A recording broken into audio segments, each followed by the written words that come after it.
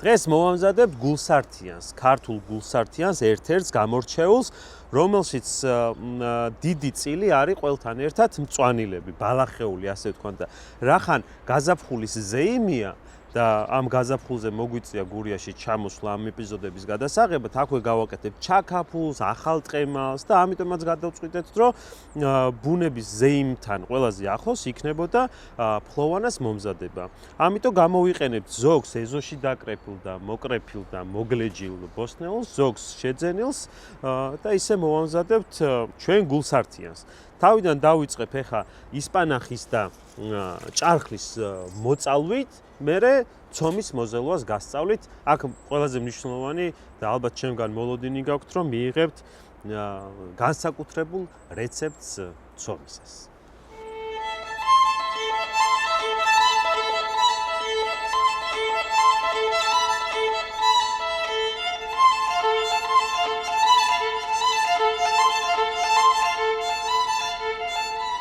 გადავედით მთავარზე. აქ გვაქვს 12% ცილის მატარებელი ფქვილი, ჩემგან მიეჩვევით უკვე მსგავს შეფასებას ფქვილისას, ამიტომ დააკვირდით ყოველთვის როცა იყიდით ფქვილს, რა ცილის რაოდენობა უნდა გქონდეს. ესაა 12%-იანი და არის 500 გრამი, რეცეპტურას გეუბნებით 500 გრამი. ცომი რო კიდე უფრო გავაკეთილშობილოთ, აუცილებლად უნდა გამოვიყენოთ რძის ნაწარმი. ამ შემთხვევაში მე ვიყენებ 100% ორგანულ რძეს, არლას რძეს, 0%-ია შაქარი და 500 გრამ ფქვილზე ვამატებთ 350 გრამ რძეს. ასევე საფუარის შემთხვევაში ხშირად დიასახლისებს ოჯახში მოგეძებნებათ მშრალი საფუარი. მშრალი საფუარის შემთხვევაში თქვენ უნდა გამოიყენოთ 3 გრამი საფუარი, ამ შემთხვევაში მცირე დოზით, არასდროს არაა საჭირო დიდი რაოდენობით საფუარი, რადგან ერთი მწიკვის საფუარიც კი აკეთებს თავის საქმეს. უბრალოდ ლოდინია საჭირო, რაც კიდე უფრო აკეთილშობილებს ცომს. ასევე უნდა დავამატოთ 1 ცალი კვერცხი, კატეგორია უნდა იყოს 0, ანუ მოზრდილი კვერცხი, რომელიცაა. ასევე დავამატებთ 10 გრამ მარილს. მარილი რას აკეთებს? მარილი გლუტენს აძლიერებს, ანუ ცომს აძლიერებს უფრო. ასევე დავამატებთ შაქარს. მარილი ხო 10 გრამი ვთქვი. შაქარი იქნება სიმბოლურად 5 გრამი, რათა კარამელიზირება, აი დაბრაწული ლამაზი ფერი მიიღოს. ასევე დავამატებთ 60 გრამ ზეთს.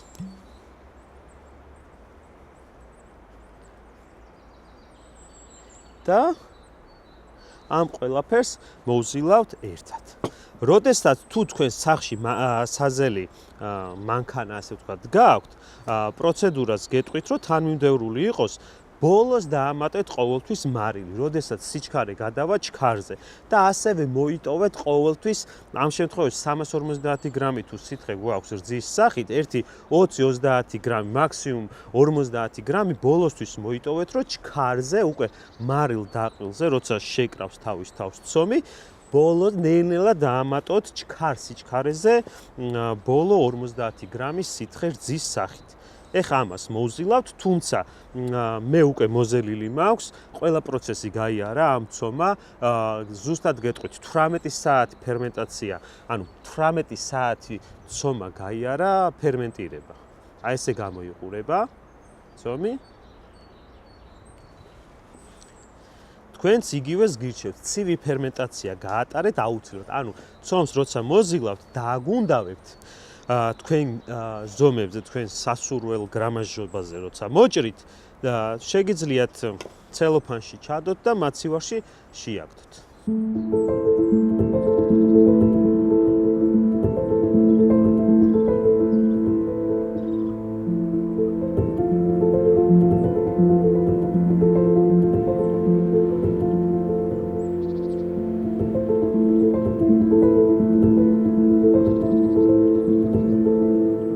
ამასობაში დაგვაღამდა ისპანახი და ჭარხალი მოიწალა, დავჭრი ახლა ამასობაში კიდე დავამატებ მწვანე ხავს, ახალ ნიორს, ქინძს და აბა თუ ვინმე მიცით ეს რა არის.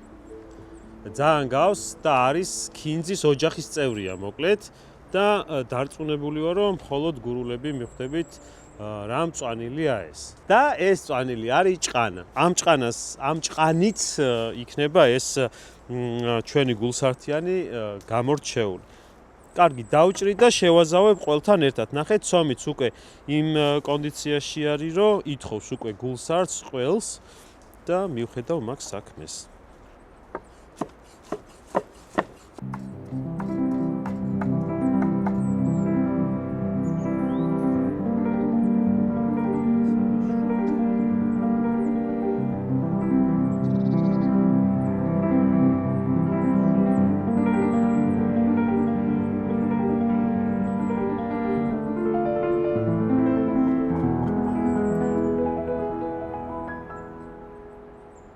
ძალიან მნიშვნელოვანია ვიცოდეთ უშუალოდ კეცის ტემპერატურა და ეს რისთვისაა.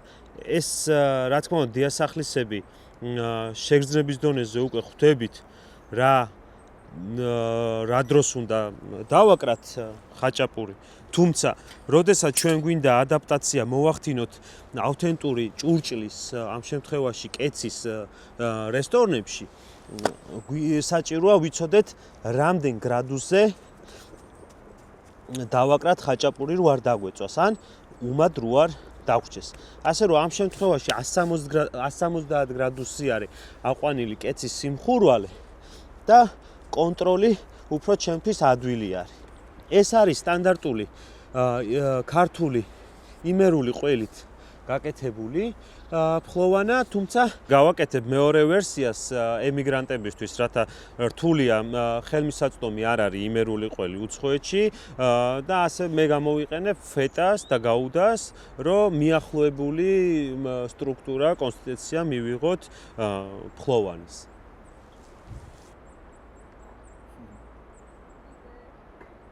ესეც განსხვავებული ფლოვანა, განსხვავებული ყველით.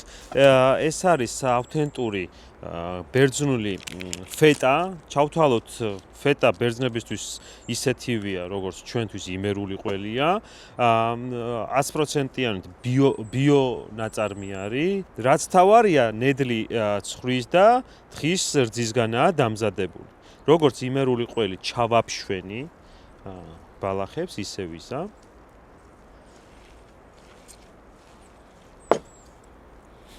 ასევე დავამატებ არლას გაუდას, რათა მივიღო ნაზი და კრემისებრი სტრუქტურა.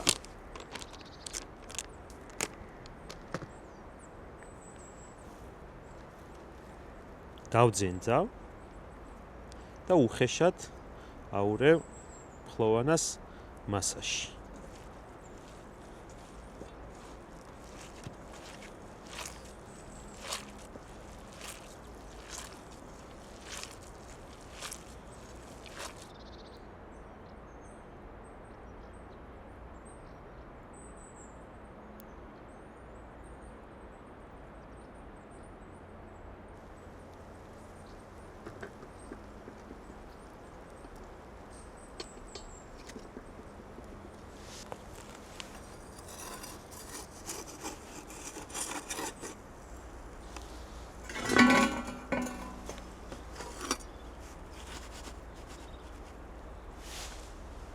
ხორციან ცომს ვეძახი მე ესეთ ცომს. ეს არის მოკლედ იმერული ცომით ქართული მამაპაპური ფლოვანა. ფეტათი რომელიც აის ცხება და სანამ ამას გავსინჯავ ის კი გამოცხება.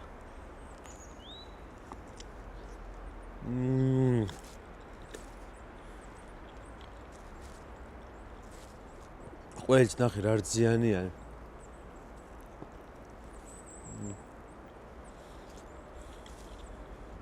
ოდნავ თხლადაც რო კონდეს ამ შემთხვევაში ცომი ნებისმიერ ხაჭაპურის გამოცხობაში თუ გიყვარს აი ხორციანი ცომით ხაჭაპური გულსართიანი ძალიან არ უნდა გააბრწყელოთ. აი ეს ის შემთხვევაა, როცა შიგ თავშიც ნახე რამდენი არის და ცომით სქლადა ხორციანი ცომი არის და ეს ყველაფერი ერთად არის ნეტა რება უბრალოდ ოდნავ ყველი იყო ოდნავ მლაშე, თუმცა ეს სიმლაშეც კიდე უფრო აკეთილ შობილებს. მე ეგეთი მიყვარს მაგალითად.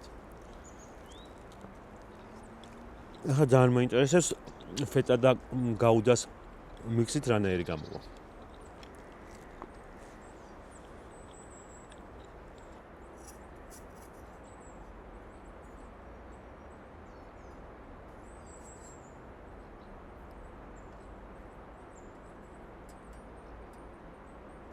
ესეც მეორე ფლოვანა, ეს უკვე არის ფეტათი და გაუდათი. ცოტა თავი გაიხსნა, მაგრამ ეგ არაფერი ხდება ხოლმე, როდესაც წნევისთვის აერია დასატოვებელი აი ესე მოსდის. და თავარი არის როგორი გემოსი იქნება ფეტათი და გაუდათი. ცოტა ცხელია.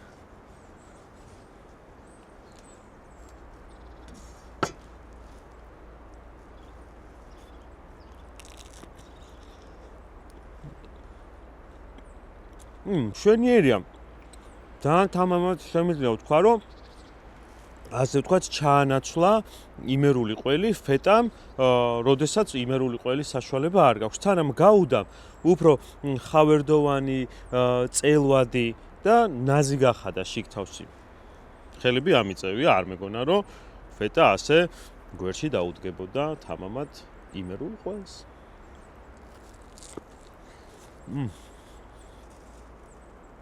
თავარი ისე თქმაც მინდოდა კინაღამ დამავიწყდა და ხვალ მივდივართ უნიკალურ ადამიანთან რეგიონში ერთადერთი ადამიანი დარჩენილი, ვინც ამ ქვის კეცებს, რომელზეც დღეს გამოვაცხეთ ფლოვანა, ამზადებს. ერთადერთი ადამიანი შემორჩენილია შუა ამაღლებაში ჩოხატაურში და მინდა მას ვეწვიო ხვალ და ისიც მინდა გითხრათ, რომ კეცი, ქართული კეცი არის მსოფლიო გასტრონომიის ცეცხლზე მზადების ერთ-ერთი გამორჩეული ტექნიკა.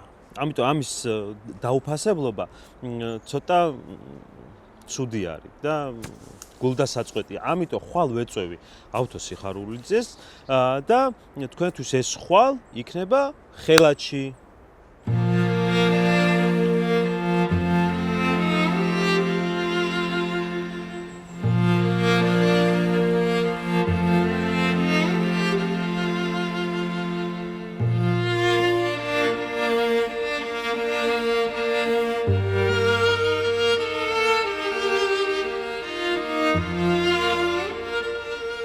ეხა მოვედით ავთო სიხარულიძესთან, უნიკალურ ადამიანთან, რომელმაც აღადგინა და საფუძვლები ჩაუყარა ქვის კეცის თლას, რომელიც ძალიან რთულია, ნანახი მაქვს მე და ეხა მაქვს იმის ფუფუნება, რომ ახლოდან გავიცნო ეს ადამიანი და კეცით თან წამოვიღო.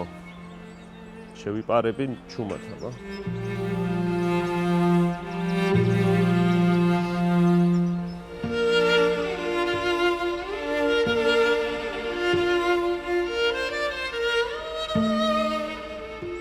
გამიხარდა იმ ამბის გაგება, რომ ავთო სიხარულიძე ერთადერთი ადამიანი არ არის, ვინც ქვის კეცებს თლის, ასე ვთქვათ.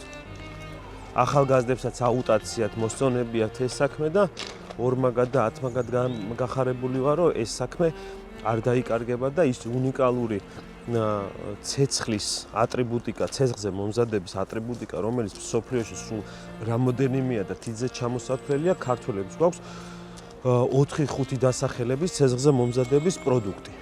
ქვის კეციდან დაწყებული დავამთავროთ თუ გინდა თონით.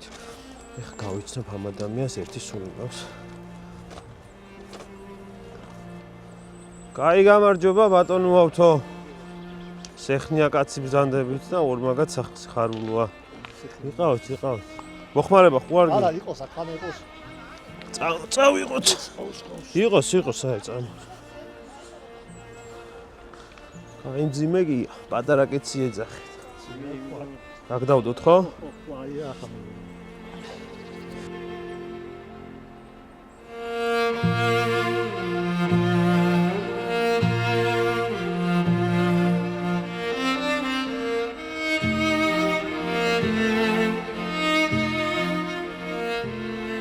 ესე იგი ორი ავთო აგერ ჩამოვჯექით და ვისაუბრებთ ქვის კეცზე. ძალიან მიხარია, რომ ესეთ საქმეს აკეთებთ და აკეთებდით. და ისიც გამიხარდა, რომ თურმე ახალი თაობა მოდის, ვინც დაინტერესდა ამით და არ წყდება დამბა. არის ახლა ახლოს ხოლოს ერთი შვილია ჩემი. თლაჩინაური. ხო. და ისე კლად პირველად ესე 61 წელში დედამუნთ გაგამოცვალა და მაშინ ცხოვრობდი ძირი და იქიდან დავიწყედი. ჩვენამდე ვინმე აკეთებდა ამას? აუ. სამ ესე დაახლოებით რომ მახსოვს ერთი 20 კაცი მაინც აკეთებდა. აი კომუნისტების დროზე და ხო. 100 წელი კეთში იყიდებოდა დაახლოებით კვირა დღეს ჩოხატაურის ბაზარში პირაობით, ხო? სენაკში და კონდენ აბაშაში და უზურგეთში ძირითადად. და საშიშროება არის რაღაც ამოლევის მაგ ქვის მაგ კლდის მე-6 კარიერზე ვარ ახლა მე. მე-6 სულ რამდენია ნეტა? თუ მარტო ამ აი მე და ისე კარიერის მე და რამდენი კაცი იყო ყველას მის კარიერი ხო. ვა, რა საინტერესოა. და ახლა ძირითადად პარასკევი და შაფათი დღე იყო, მაგერინზე ზო კოლექტივი ხო იყო, კოლექტივის და იყო. კომუნისტებიც. მე ხალისიც იყო 15-20 კაცი გადმოდგებოდა, ხა 15 კაცი 20 სოფელში ძარ. ერთიანად ხალისიანად. ნადივით. ნადივით. რა ქვა არის, რა განსაკუთრებული? განსაკუთრებული ახლა ქვა არაფერი არ ქვია, კეცის ქვა ქვია. აი ესეთი ქვა არის, ცეცხლსაც უძლევდეს, არის ქვა, ცეცხლს არ უძლევს. სკდება. მეადოცაზე გასკდება. ხო. რამე სახელი განსაკუთრებულია? განსაკუთრებული არა. ხო. ოთხმას კაცი და ზამბევის ამიცი ასე. მე უკვე 60 წლის სტაჟი. 60 სტაჟი კეთების ამ ყველაფერს. 10 წლის უკან ესე იგი მომაჩენს რომ ეხმარებოდი და უკვე 12-13 შემეძლო და მოუკვირებლად, მაგრამ ახლა სკოლაში ვიყავი, მე ტექნიკუმში, მე ჯარში და ცოტა წყვეტა. ძირითადად აი დავიწყე აი როცა საბჭოთა კავშირი სულ სოფლიოში ცეცხლზე რომ ესე რომ გავყვეთ ცეცხლზე მომზადების, ღია ცეცხლზე მომზადების სულ რამოდენიმე ტექნიკა. ესეც ტექნიკაში ჭურჭელი მოდი ესე ვთქვათ, ხო? მაყალიც ჭურჭელია, თონეც ჭურჭელია, ეს ქართველებს თუ გავყვებით, თიხის კეციც და აგერ ქვის კეციც და ისე აი არგენტინელებს აქვს თავიანთი გრილები ცეცხლზე მომზადების და სხვადასხვა სახეობებია და ამითაც გამორჩეულები ვართ ქართველები, რომ ღია ცეცხლზე მომზადების ძალიან ბევრი ჭურჭელი გვაქვს ერთი ქვეყნისთვის. ამერიკაში მაგეთი 60 წელი ბიზაშვილი იყო ცოცხალი და ჩვენ გავაგზავნეთ 20 მერე გავაგზავნეთ და კაი გერმანელები ტურისტები დადიან ჩემთან და პირველად ნახეთ ოთხი. აი ასეთი არ ვინახე. ქვის კეცს. თალახა ხაჭაპურში ცხოვრობ მოდი. ტურისტები. და ამის გახურების მეთოდი, გამოცხობის მეთოდი, რამე ის საიდუმლოებებია? არა, ვასწავლი ახლა მე თვითონ ამას ვისწავლია. ეს მაინც იცი, მაგრამ მაინც ვასწავლი, იმიტომ რომ ან ამას ზოგი რა გავრეცხეო და ცხელი მას უგარეცხავ კიდად ისება. გასწრება ხო, რა თქმა უნდა. ვასწავლი ყველაფერს ზოგადად. ეს ცეცხლზე პირიქით იქეთ. ხო, ასე გადააცეცხლო ინთება, ასე ბრუნდება. ხო, მიაყუტებ ღია ცეცხლზე, ხო. დაახლოებით 9 საათში ახურდება და მე ხაჭაპურს აკრავზე და ზემდან ჯეშტია. ჯეშტი. ნაკვეცა. აი ჩვენ ბავშვობაში ჯეშტი ეყურებოდა? ხო. ჭადის თქვაც ხო ჭას უნდა შქერის ფოთოლი. შქერის ფოთოლი, ნიგოზის, წყავიც ხო შეიძლება? მაგრამ წყავი გია, წარია. წარია, ხო? აი წინაზე არ მქონდა არ ჩქერი ეზოში, ის რა ქვია, კაკლის ძირში ვიყავი, მაგრამ ფოთოლიც არ იყო ერთი თვის წინ და წყავის ფოთოლი მქონდა. ავდექი იმით გავაკეთე მჭადი და მოკლედ კომენტარებში დაწერეს წყავით არაო, შქერით უნდა გააკეთო, ან მჭადის ფოთოლი. კი ვიცოდი, ხალხო ეგ ამბავი, მაგრამ იმ მომენტში ეზოში მარტო წყავის ის მქონდა. ისე მაინც ყველას შქერი ჯობია. შქერი ჯობია, კი. ძალიან კარგი. ეხა ეს რა ზომები არის? ახლა აგი არის საშუალო კეცი. საშუალო დითხო. ასე წაისა ჭადის კეცი. ჭადის. სოკოსაც აკეთებებზე და ყველა. მოვა მალე სოკოს სეზონიც და მაგასაც გავაკეთებთ ამ კეცზე. ჭადის და ძირითადად ახლა ამას ხაროდები ჭადისა და პურიზისა და ხაჭაპურის. ტაბლა და ეს გურული ძველი ისენი რა ქვია ხაჭაპური როგორ დავარქვა მჭადი და ყველი არის უფრო ტაბლას ეძახდნენ და ის რა ქვია ლანჩხუთში იცოდნენ მერთო ჩემო დამავიწყდა სახელი ხელაჩი რო დაასხამ და ცხება ყველსაც რო მოაყრე მჭადი სახელი დამავიწყდა ბრინჯულასაც აკეთებენ ძალიან გამიხარდა მოკლედ თქვენი გაცნობა და აწი ეს კეცი ხშირად იქნება თითქმის სულ იქნება ჩვენ ეპიზოდებში და სულ გაგიხსენეთ ბატონო ავთო და გამიხარდა ორმაგად თქვენი გაცნობა კიდევ ერთხელ